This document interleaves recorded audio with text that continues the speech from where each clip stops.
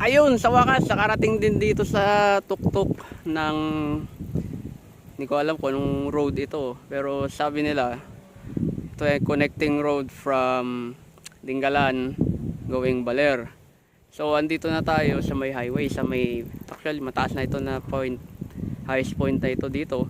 At pupunta sana, hindi na kami natuloy pumunta ng Pacific View Deck. Makikita ninyo may puti doon, diyan yung part na yan. Hindi ko alam kung masyado nilang ang tawag dito, ewan ko, mahal daw ang entrance fee. Maintindihan natin na magkano yun? 50 pesos.